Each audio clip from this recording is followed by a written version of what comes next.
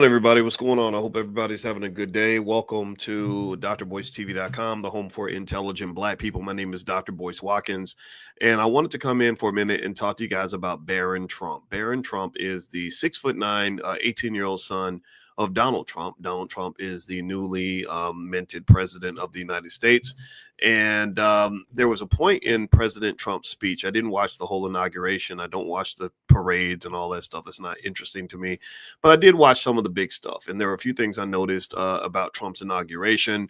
One thing I noticed is that, and you should notice this, a lot of you may have noticed this, is that in this inauguration, one thing that was very different from previous inaugurations is that up on the stage with the president, you had a lot of tech giants. You had a lot of the biggest CEOs of the biggest companies all around the world.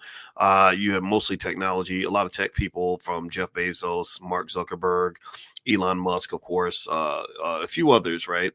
And Sundar Pichai from Google, he was up there as well. And that was a really interesting development. I've never really seen that before. And the Wall Street Journal actually did a deep dive report on all the companies that are pretty much kissing Trump's butt. There's a lot of companies that are lining up to kiss the pinky ring. They're going out to Mar-a-Lago. They donated so much money to Trump's inauguration fund that they had too much money. They literally had more money than they actually needed in order to spend. So they've really gotten it's so crazy to see. Just a few months ago, 5 months ago, he was sort of this guy on his way to prison. He's on his way out, no chance. And now he's literally the most powerful human on the planet. But this too will probably pass. Things pass. People go from being popular to unpopular and then maybe popular again. And so it'll be interesting to see how this develops. Now, I want to ask you all a quick question really quick. Give me a yes in the chat. Or actually, look, how about this? Trump or Kamala? Who'd y'all vote for? I'd be really curious to see in the chat who you voted for, Trump, Kamala, or you can say neither. If you voted for neither, that's fine too. Trump or Kamala, put it in the chat because I want to ask you all this question because I've noticed this being okay. Someone says West. Yeah, I didn't vote. I didn't vote for Trump or Kamala. I like Cornel West. He's the only politician I allowed to come on my platform.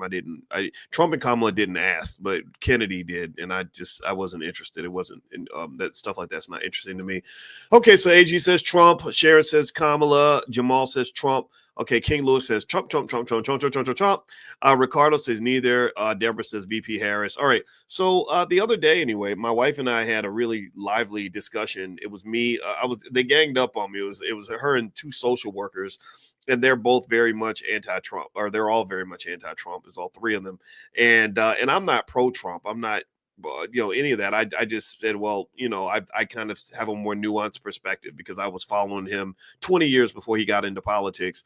And I just have seen him. I've studied him from a financial standpoint. And I just think politics is too divisive, too radical, too extreme. I'm not an extremist. In fact, well, at least not politically. When it comes to Democrat, Republican, I frustrate all my Democrat Party friends because I'm not shaking in fear because of Republicans in office. And I frustrate my Republican Party friends because I won't pick a side. I won't go as far as saying I want to be a Republican. I don't want to be one. I want to be free. I want to be what I am, and I think that what is hard from my position is that I'm radical about one thing. There's one thing I'm going to be radical about, and that's about Black wealth, Black people having wealth in their pockets. I'll be radical about Black family. I'll be radical about Black mental and physical health. I'm radical about Black independence. That's what I'm radical about. I am not radical about Democrat or Republican. I don't believe either party has the solution. I mean, in my book, I was like, isn't it funny that we replaced a war criminal with a convicted felon? How funny is that? That's what America is going to give you. America's going to give you either the war criminal or the convicted felon. The lesser of two evils. The lesser of two evils is still evil. So if you are upset with that perspective, then I'm sorry for you. But you don't tell me what to do. I do not have a boss. You can let the Democrats be your boss or the Republicans be your boss. I don't have a boss. So that's where I come from with that. Now, let me talk about Barron Trump. This is interesting. I want to point out. Barron Trump, did y'all see that? Did y'all see where President Trump, let me know, give me a yes in the chat if you saw where President Trump was speaking, and he says, I have a son, a very tall son named Barron. And he says, stand up, Barron. And he had Barron stand up, and Barron stands up, and he's kind of he looks a little awkward. He looks like, maybe it's because he's 18, but he looks like a guy that might have some naked kittens in his basement or some dead rabbits, hid under his bed. Like he just looked real Jeffrey Dahmer-ish in a way, to be honest with you. He's kind of a weird looking guy. But it was interesting. I thought about it. I was like, I wonder why he took time in his speech to acknowledge his son and to bring his son out on the stage like that. And what I saw was I saw legacy there. That's what I saw. I saw a man who was deliberately and intentionally positioning his son into the public eye as a person that can take over in a leadership role when his father's not there. And what I saw was an 80-year-old man saying, "Hey, I've got this healthy young 18-year-old who's got another 60 to 70 years or more on his left on his Rolodex, and he can continue my agenda. It's very important that I train him and educate him so that he can pursue my agenda." That's what I think. That's what I saw. That's what I saw with that. It wasn't ain't no accidents. He didn't talk about Eric and Donald Jr. and his wife, and maybe he kind of did, but he didn't really go out of his way to mention anybody other than that big old tall ass son. And his son, we have a 6'9" in our house. Actually, our son is Quincy. He's 21 years old. He's 6'9", and I told Quincy, I said, because you're tall, he's tall and he's handsome, ladies. So when you see him, don't be flipping out. But he's tall and he's handsome and he's smart. And I said, look, you're a natural leader. People are going to look to you for leadership. It's up to you to decide how you want to carry yourself. People will treat you the way you carry yourself. So we talk about these things. So anyway, my point is to say that Trump has plans for Barron. That's a great way to say it. He has plans for his son. No doubt about it. His son's going to inherit a multi-billion-dollar empire. His son's going to, at the age of probably 27, going to have 100,000 employees. He's going to be deeply involved in politics. He's going to be in a scenario where people are going to watch every move that he makes. He's going to have a lot of friends. He's going to have a lot of enemies. He's going to have a lot of stuff that we can't even imagine, right? So with that said, here's the thing I want to ask you. Here's where I want to go with this, right? So here's what I want you to visualize. Give me a yes if you agree with the assessment that Barron Trump is going to be a kid that's going to inherit a lot of power. Give me a yes if you agree that his father is preparing him to lead, not to go get a job. Give me a yes if you agree that there's a reason that his father sent him to NYU, which is one of the best business schools in the world. Give me a yes if you understand legacy. Give me a yes if you understand what's happening there. I want to make sure you see this, okay? And here's what I want you to understand too. When we do our Money in the Morning, our millionaire training camp every morning, and for those who are not coming, like there's over 10,000 of you signed up. It's free. Every morning we do economics every day because we're serious about this. I ain't scared of Trump. I ain't scared of Biden. I ain't scared of nobody because we can compete with those people. And so I'll tell you guys how to join in a minute. But one thing we talk about is consciousness, economic consciousness. You don't have wealth because you don't have financial consciousness. You don't have wealth because you don't have the plan. If you had the plan, then you'd have the money. This power move that's happening right now in Capitol Hill, that is 100 years in the making. That's 100 years in the making. That's 100 years in the making. That's a culmination. That nothing happened that day. That was a result of some things that have happened since 1925. When Fred Trump in the 1930s decided he was going to start building or buying his own real estate instead of working for other people, that's when the power move began. He didn't come out of he didn't leave his shift at McDonald's to go down for his inauguration. He didn't spend 40 years working for other people. He didn't get raised. His father didn't say, "Hey son, make sure you know how to fill out a job application. Make sure you knows how to make your boss happy." He didn't get those conversations. He didn't get that kind of talk. He got the Barron Trump training. When I talk to you all about educating your own children, that's one of my most fundamental core values. When I talk about educating your own children, I need you to pay attention to what the powerful people do in this country. They don't leave the education of their kids to other people unless they know that that person's going to educate them to take the role that they believe that they should have in this society. There's nothing about the way Donald talked about Barron that says, "Son, I hope you goes to school and makes a good grade so you can get you a good job." That wasn't what was happening there. He's saying, "No, this is going to be your president one day, and I just need y'all to go ahead and get a good look at his face so you'll know what's coming after I'm gone." That's what that was. That was a power move, whether you like it or not.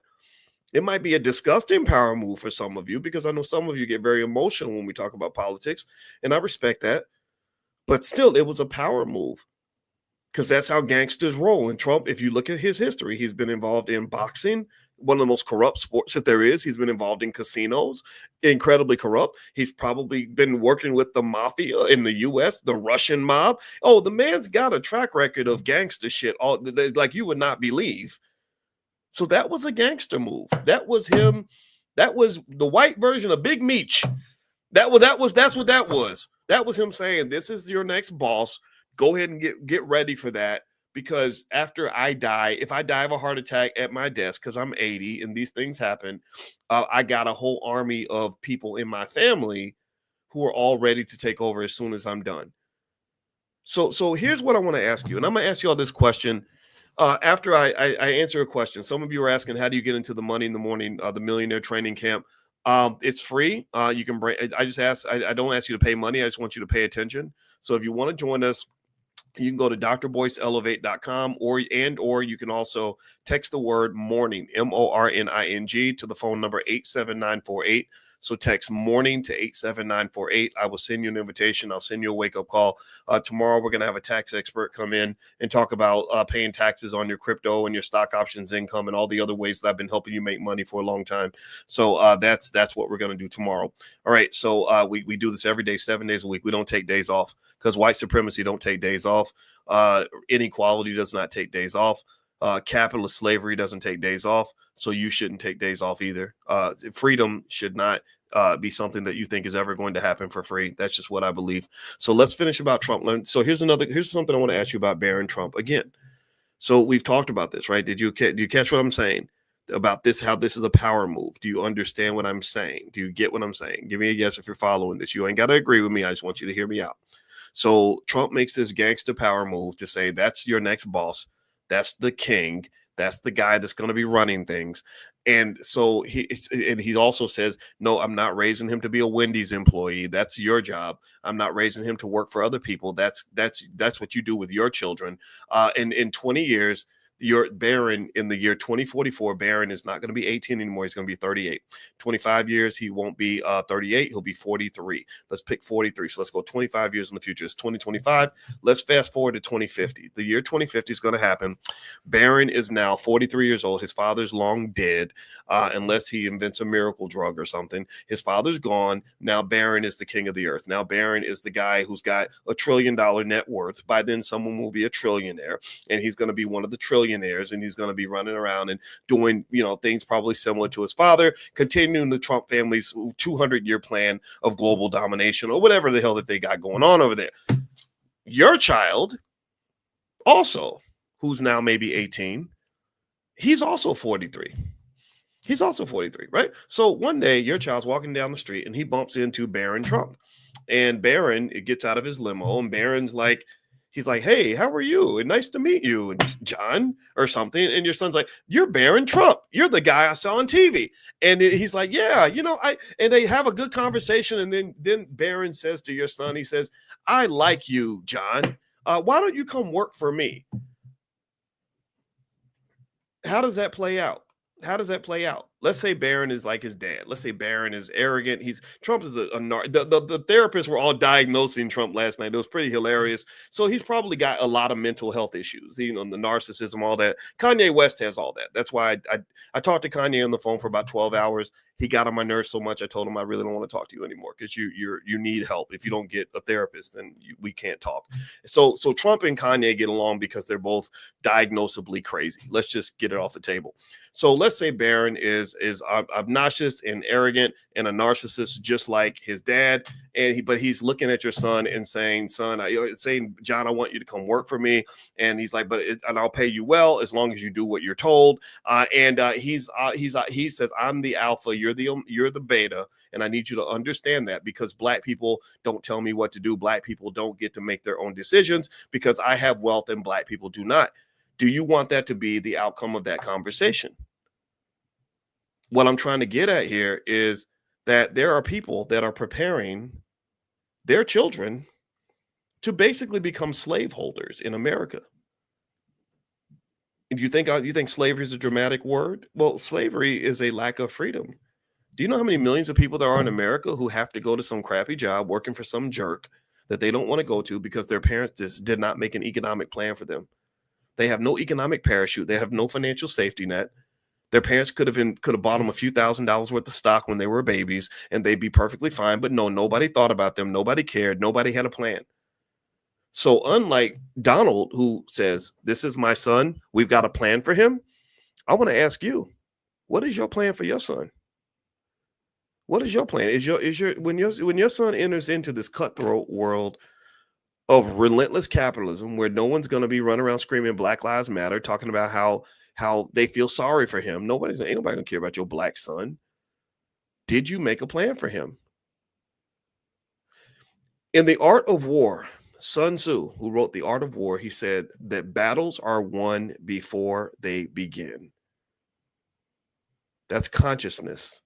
That's fun. And in America, the biggest battles in this country are financial battles. The biggest wars in America are economic wars. Economic warfare was declared on you when you were born. It's been going on for hundreds of years. It ain't going to stop.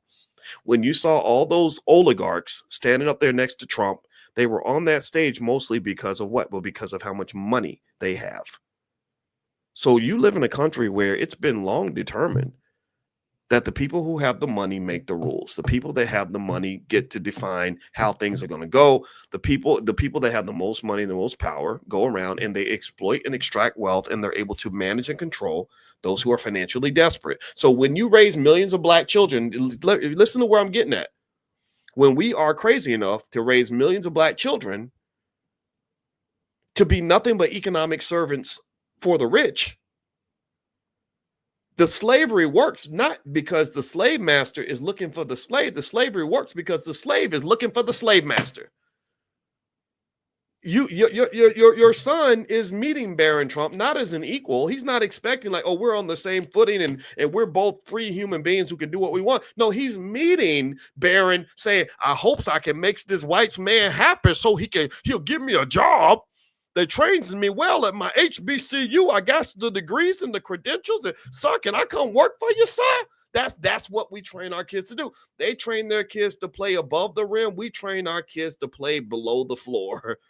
So when they stand on our heads and dunk over top of us with testicles in our face, we get mad about it, but we don't understand how the damn game is played. Winning this game requires a certain element of toughness that I'm afraid some of us do not have. Whining about oppression does not make oppression go away. Crying about oppression does not make oppression more bearable. Being upset about it doesn't, did Elon Musk throw up a not probably, I don't know.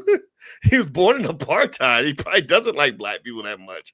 But you know what Malcolm X would say? Malcolm X would say, of course, what made you think that these people were your friends? Malcolm X would say, well, why you been pursuing? Why you been trying to integrate with a devil anyway? That's what Malcolm could sit down with somebody who says, I don't really like Negroes that much. And he would say, that's okay, because I don't really like you that much, but let's make a deal. Hey, I got mine, you got yours. Let's not play any games with each other, because I'm not going to sit here and believe that you're my ally, because you're not. I'm not your ally either. So we're even. So for those of you that are so upset that literally get like emotional when you find out that a white person doesn't like you, I really have to ask you. I'm sorry, I'm not making fun of you, but I want to ask you, but do you like yourself? What magical vitamin is in the lemonade next to the cup of pee that you're drinking that's making you think that somehow this is a good, that this is all going to make your life better? A white man liking me doesn't improve my life at all. But for some of us, we really get caught up in that. Well, I heard he don't like black people. And I'm not saying these guys don't have power. They do have power. But you can fight for power too. You do know that, right? You do know that you can't actually fight back. You don't actually have to sit there and just get beaten up all the time. And so what I'm saying to you is that when I looked at Barron Trump and I looked at what his father did, and his father pretty much is educating him in his way, educating him with his family values, and preparing him to be a leader in the future, not preparing him to be anybody's employee, not to be anybody's slave, and not to be anybody's bitch. I want to ask you, are you doing the same thing with your kids? Or are you training your kids to go work for Barron Trump?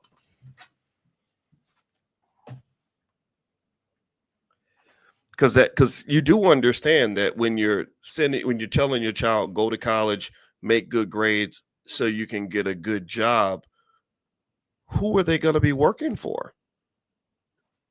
Oh, the oligarchs that are on the stage. Mark Zuckerberg wasn't being trained to go be an employee. Mark Zuckerberg was being trained to be a business owner. So you got to make a decision. That's I mean, I'm just keeping it real with you. I mean, process it from a very logical perspective. Okay, Elon Musk is racist. Donald Trump is racist. Okay, all right, sure. But when you send your child to college and you say get good grades, make sure your resume is tight, make sure you do good at the interview, so you can get hired. Well, who's doing all the hiring? Why would you send your child into the mouth of the lion in the first place? What's happening here? Where's the disconnect? And then you're sad when they get eaten by the lion, but that's what lions do. Lions eat. And so I would almost say, to make it simple, is I think that black people should stop feeding their children to the very racists that you complain about on TV. That's my point. That's what I'm saying. How about some self-esteem? What's wrong with that? What's wrong with saying, my son may never have as much money as Barron Trump. It's real hard to get $10 billion. But here's what my son is going to have. I'm going to teach him and prepare him well enough such that while he may not have $10 billion like Barron Trump, he will have enough fuck you money in his bank account to tell Barron Trump to kiss his entire black ass if Barron Trump ever dares to get disrespectful with him. That's what I can do. I can make sure he's financially secure so that he doesn't have to go back to work scraping and bowing and holding Barron's testicles as he walks through the hallway because he's so scared that if he loses his job, he will have nowhere to live. That's the problem. The issue is not just the acquisition of wealth. The problem is aligning yourself voluntarily with all of the keys to financial desperation. You don't leave your children in financial desperation if you know how to avoid that. Well, how do we avoid it? I don't know what to do. I have a whole PhD in finance, a whole doctor. Do you understand that that's like being a surgeon, by the way? That's like being a financial surgeon. So I can dissect and decompose and chop into little pieces and deconstruct the wealth of every person on that stage and how they got it. I can tell you exactly what they did from the age of 18 to the age of 40 to become a billionaire. I can break it down for you because I've taught millionaires and billionaires when I was on the faculty of Syracuse. So stop acting like somehow white people have this magical brain block that they put in your skull that keeps you from having the ability to understand concepts related to wealth building, ownership, and economic freedom. That's not true. Here's your culprit. Here's your problem. Here's the villain in all this. The villain and the culprit in all this is bad economic culture. That's it. You have a culture that's fed to you from birth that trained you. Go to school. Make sure you're learning from white people so they can mess your head up. Then you maybe if you do's good, you can go to college, and then you go $200,000 in debt while you're in college. And then you can, if you're lucky, you'll get you a job that won't pay you enough to get out of debt, but it'll pay you enough for you to feel like you're a special Negro at that point. That's not the formula, people. That ain't the formula. You know what that leads to? That leads to what is referred to as the angry black middle class. The angry black middle class is millions of black people who went to school, got the degrees, got the BA, BS, MA, MS, PhD, JD, all the other letters behind their name that make them feel special. And they still go to work, and every day they are mad because every day they get fed a big pile of stinky, shitty racism, and they shove it down their throat. They're like, eat this, Negro. And then we go home and we're sad and we want to drink ourselves to sleep and we're depressed and having all this anxiety and mental health issues. Oh, and then on top of that, don't lose your job. See, you hate your job, but you need your job. So the only thing worse than going to the job is not having the job to go to. So you got two choices. Either you go to a job you hate, or you lose the job and then you go into even worse economic desperation. That's the pathway that we feed our kids, and I think that's the wrong path. I think that's a damn lie. That's some fake news for your ass. So I don't mean to cuss so much. I'm gonna stop cussing, but I'm telling you, this makes me angry enough to cuss. We got to pick a better economic model for our kids. We have to do that. We have to do that. What our children have to understand is that there's the big difference between the way a free black man walks through life and the way an enslaved black man navigates life. There's a big difference between what a free black woman does and what an enslaved black woman does. You ain't got to be rich to be free. You ain't got to be rich. You ain't got to be a billionaire or even a millionaire. You just have to have options. You got to have options. And I'm going to give you a true story that happened to me not long ago that illustrates this point. I told you all that I spent that time on the phone with Kanye. He called me during the All Black National Convention. He heard about it. A lot of people hear about me, and I guess a lot of people don't like me, but I think they should just get to know me because I'm not trying to be a bad person, but sometimes I say the truth, and some that rubs people the wrong way. So Kanye called me. We were on the phone for many hours, and it got to the point where Kanye just really got out of pocket and very disrespectful because unfortunately somebody lied to him and told him that he's always the most important person in the room, and I don't tolerate that. So we got to the point where our conversation got very, very tense. And, and I remember someone said, well, maybe you shouldn't, maybe you should find a way to work around it because he's got a lot of money and he's got money. He's not broke. And people speculate that he's broke. He's not broke. I saw his finances. I saw his finances in extreme detail. His accountant showed me everything. He's not broke. And I thought about all the things that we could do with the Black Business School. I said, we could be, maybe we can build powernomics centers across the country. There's so many things I really would have loved to have done with him. And so kind of dealing with him was very difficult because I was like, gosh, maybe I got to bite my tongue, but I was like, I can't do that. And so here's the deal. Here's where it came down to. It came down to the fact that I said, well, look, I don't have as much money as you do. I probably never will. Black people or the world likes Black rappers more than they like Black professors. So I'm going to have to earn my money the hard way. I said, however, I don't need your money. I said, look, if you're going to help the Black community, you can have all the credit. I don't care. You got the capital. I can give you the plan. You don't even have to say that I gave you the plan.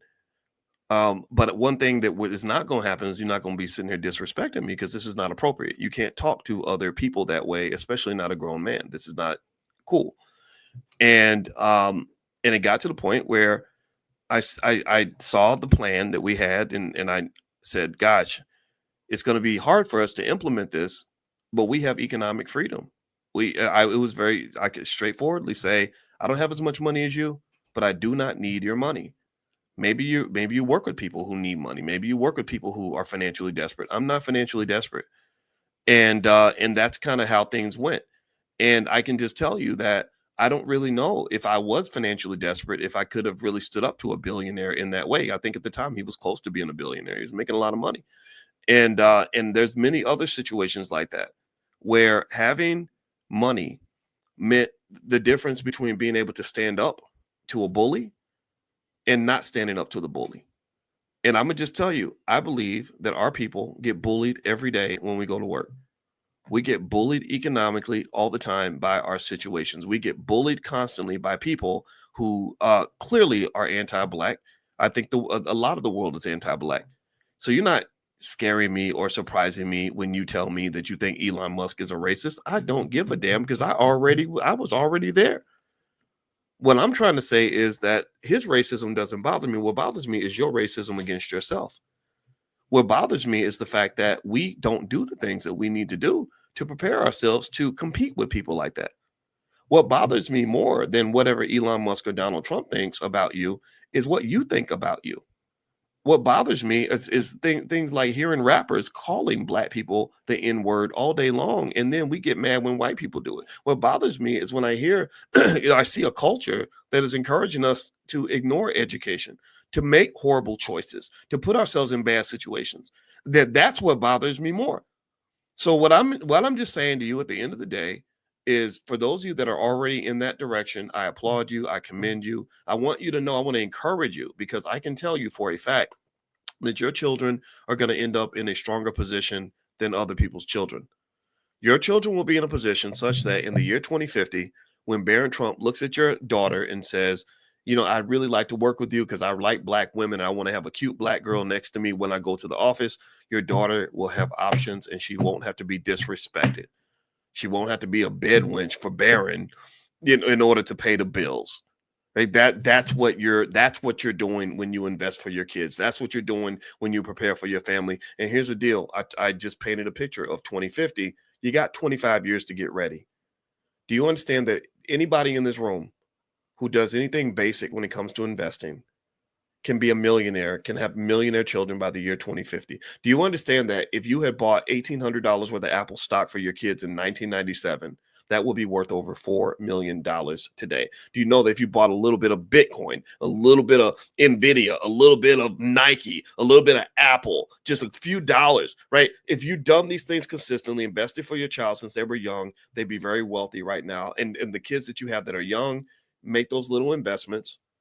Keep doing it, be consistent, and then your child will have financial security. So at least they'll have the ability to say no. Because in America, those who don't have resources get screwed by those who do. Economic exploitation is not only at an all-time high, but it's going to continue. It's never going to end. Slavery is a very real thing. So anyway, what do I think about the Trump coin? I think I bought some just because I kind of think maybe his supporters are going to love him that much, but there's no fundamental value in the Trump coin. So it's pretty worthless, but his popularity is real. And that might be an asset that makes money. I don't know. I just bought some just to see what would happen. I'll tell you how it goes. But it was a fun investment. I fully prepared to lose all the money I put into it. So that's my 2 cents on the Trump coin. There's nothing there. There's no use case. There's no use case value. All right. So anyway, please hit the thumbs up button. Thumbs up, share, subscribe. Don't forget, I have a podcast on Spotify. So if you look up my name, Boyce Watkins, on Spotify, you can find the podcast there. Also, tomorrow morning, we are going to meet for our millionaire training camp. We do this every morning. It's called Money in the Morning. And we talk about the art of economic elevation, what that looks like, and I break that down. So if you'd like to join us, if you live in another country, you can go to drboyceelevate.com. That's drboyceelevate.com. Or you can pull out your phone and I'll text you in the morning. Text the word morning, MORNING, to the phone number 87948. So text morning to 87948. And last but not least, for those of you that are doing stock options with us, we are going to meet this week. And if you'd like stock options, if you have an interest in stock options, you'd like to learn about our Prime program, it's very popular. Feel free to text the word options also to that same number, 87948. So you can do it twice, and I'll send you some stock options information. All right, guys. So have a good day. God bless you. Good night. I'm going to spend time with my wife. Love you much. Be strong. Be black. Don't be scared of nobody. Alaikum assalam. Peace.